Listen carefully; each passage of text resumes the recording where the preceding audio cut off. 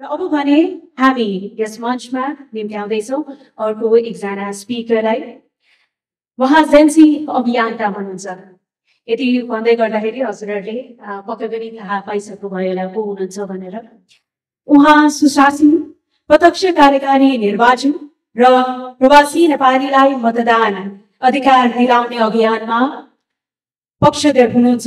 उहाँ भ्रष्टाचार अन्त्य, जवाफदेही शासन र नयाँ पुस्ताको राजनीतिक सहभागिताका लागि क्रियाशील हुनुहुन्छ। साथसाथै उहाँ व्यवसायमा पनि सक्रिय हुनुहुन्छ। ब्रान्डिङ, डिजाइनिङ र मार्केटिङ क्षेत्रमा सम्बन्धित व्यवसायमा सक्रिय हुनुहुन्छ उहाँ।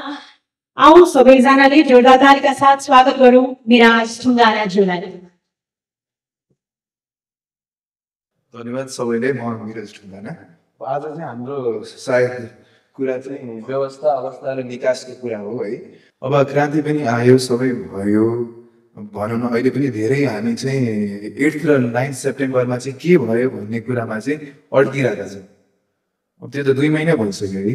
अनि अहिले पनि त्यसमै अड्किरहेको के भयो भनेर मलाई सोध्नुहुन्छ के भयो कसो भयो। अब यतापट्टि चाहिँ निर्वाचन पनि अनाउन्स भइसक्यो है, निर्वाचन गर्ने अरे। अनि बिना शर्त केही पनि माग चाहिँ भनौँ न, प्राइमेरी माग जुन थियो, मुख्य माग जुन थियो, देशले निकास पाउने, देश विकास हुने माग जुन थियो, त्यो चाहिँ केही पनि नसुनिकन बिना शर्त चाहिँ गर्ने भन्नु भएको कुरा चाहिँ आइरहेको छ। अनि हामीले अब त्यही हामी अड्क्यौँ, हामी 8 र 9 मै अड्क्यौँ। डिबेट अहिलेसम्म पनि यही कुरामा चलिरहेको छ होइन। जेनजी पनि डिभाइडेड हुनुहुन्छ। जेनजी त आखिरमा उमेर समाउनै पर्यो। कति चाहिँ सोझै निर्वाचनमा जाने पक्षमा हुनुहुन्छ। अब सोझै निर्वाचनमा जानलाई चाहिँ भनौँ न, मेरै जेनजी साथीहरू, मेरै उमेर समूहका साथीहरू, युवाहरू, उहाँहरूले चाहिँ कुन मुख देखाएर चाहिँ निर्वाचनमा जान खोज्नु भइरहेको हो। किनभने भनौँ न, केही त गर्नु पर्यो नि त। यत्रो भइसक्यो, सुप्रिम कोर्ट जलाएको छ, सिंहदरबार जल्यो। हाम्रो निगम दाइले भन्नुभएको जस्तो पशुपतिनाथ झन्डै जल्यो। पशुपतिनाथ चाहिँ जरा भयो, के हुन्थ्यो देशको अवस्था, त्यो आफ्नै ठाउँमा छ है। हामी 8 र 9 मा के भयो भनेर अब अड्किने बेला छैन। निकास बिना चुनावको कुरा गर्दैन। कुन मुख देखाएर जाने छैन नि त, के पनि छैन नि त। अनि पत्याउने कसरी, नयाँ जेनेरेसनको युवालाई पत्याउने कसरी? हामी त फेरि जुनै जग्गा आयो पनि काने चिरेको भन्ने भनौँ न, त्यही तरिकामा गइहाल्छ। त्यही भएर नेपाली जनतालाई विश्वास गराउनलाई चाहिँ हामीले केही न केही चाहिँ गर्नुपर्छ। सोझै निर्वाचनमा जाने जस्तो कुरा यो एकदम यो नपस्दो कुरा हो। जनतालाई धेरैको भनाइ यही छ। म धेरैसँग अब बाटोमा हिँड्दाखेरि पनि कुरा गर्छु, कि तपाईँलाई निर्वाचन चाहिएको त दाइ, ट्याक्सीमा हिँड्दाखेरि पनि कुरा गर्छु, तपाईँ निर्वाचनको पक्षमा हो त दाइ, निर्वाचन चाहिएकै हो भन्दाखेरि भाइ हामीलाई त निर्वाचन किन चाहिएन र, हामीलाई त देश विकास होस् भन्ने चाहना हो हाम्रो होइन। अनि चाहना चाहिँ एकतिर चाहिँ जनताको हो। अनि जो चाहिँ अगाडि आउनु भएको एकताका उहाँहरूले निर्वाचनको चाहिँ ल अब गर्ने हो निर्वाचन, अब तलमाथि छैन, यो चाहिँ एकदम वैधानिक तरिका भन्दै नै जान थाल्नु भयो भने भयो त कुरा भएन नि। म पर्सनली र हाम्रो गरी खान देऊ भन्ने हाम्रो अभियान चाहिँ हामी जेनजी आन्दोलनबाट नै निस्क्या हो। हाम्रो चाहिँ त्यो छैन है। निर्वाचन भन्दा पहिला चाहिँ निकास हुनु पर्यो। चाहे तपाईँको भनौँ न, अब हाम्रो देशमा चाहिँ के भयो भन्दाखेरि अन्तरिम सरकार आयो, तर संविधान त्यही मान्यो। अब यो सायद चाहिँ एकदम यो अचम्मकै प्र्याक्टिस होला जुन हाम्रो देशमा भयो। अन्तरिम सरकार आएपछि सायद अन्तरिम संविधान पनि आउनु पर्थ्यो कि त होइन।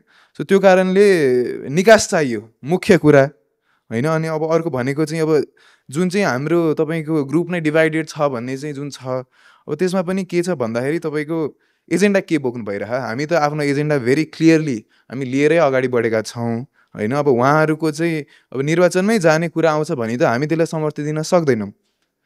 जेनजी भन्दैमा चाहिँ अब भनौँ न, अब सबै नै चाहिँ अब एकदम पोलिटिकली अवेर होइन, उहाँले राम्रै डिसिजन लिएला भनेर अब त्यो भन्न सकिँदैन, किनभने त उमेरसम्म हो आखिरमा। अब त्यही हो। अब मेरो भनाइ भनेको चाहिँ हामी चाहिँ कुनै पनि तरिकाको चाहिँ निकास नखोजिकन सोझै निर्वाचनमा चाहिँ जानु हुँदैन। यो फेयर हुँदैन, नेपाली जनतालाई फेयर हुँदैन। जुन अवस्थाबाट चाहिँ हाम्रो देश गुज्रेको छ, it is not fair for the country. देशको लागि न्याय होइन यो। सिंहदरबार जल्नु भनेको देश रुनु हो। पशुपतिनाथ चाहिँ लगभग जल्नुको भर्जमा पुग्नु भनेको त्यो पनि देश रुनु हो। न्यायालय जल्नु भनेको त्यो पनि हेर्नुहोस्, त्यो एकदम अब भनौँ न तपाईँको त्यो एकदम दुःखद कुरा हो। यो सबै हुँदाखेरि चाहिँ निर्वाचनमा सोझै जाने भन्ने कुरा हुँदैन।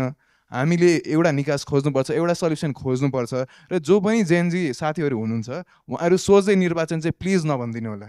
देश रोको छ, सोझै निर्वाचनमा जाने, यो वैधानिक त्यो वैधानिक। वैधानिकता त हामी पनि बुझ्छौँ, धेरैले बुझ्नुहुन्छ, यहाँ धेरै बुद्धिजीवी हुनुहुन्छ, बुझ्नुहुन्छ वैधानिकता त अल्टिमेटली चाहियो।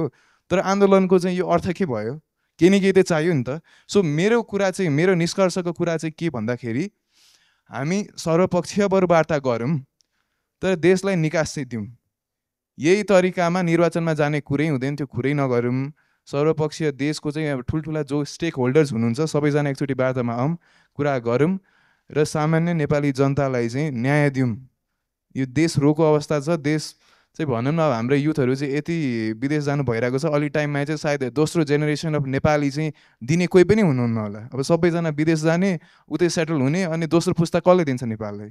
त्यो गर्दाखेरि त हाम्रो देश नै हराउने भर्जमा छ नि त। पपुलेसन चाहियो आखिरमा देश हुनलाई। सो यी कुराहरू छन् र यही केही नगरिकन चाहिँ हामी निर्वाचनमा गयौँ भने हाम्रो देश चाहिँ धेरै लामो समयसम्म चाहिँ स्वाधीन रहला अथवा चाहिँ रहला नै भन्ने कुरा पनि क्वेसनेबल हुन्छ। सो त्यही कुरा भन्दै अब म चाहिँ सबै स्टेक होल्डर्सलाई चाहिँ वार्तामा आउँ, डिसाइड गरौँ होइन, निर्णय गरौँ र त्यसपछि मात्रै चाहिँ निर्वाचनमा जाने र देशलाई वैधानिकता दिने यथावत यी सबै कुराहरू गरौँ। तर आफ्नो शर्त चाहिँ हामी पुरा गरौँ भन्ने चाहिँ म मेरो यो 2 शब्द चाहिँ यतै टुङ्ग्याएर थ्याङ्क यू, धन्यवाद भन्न चाहन्छु। Thank you.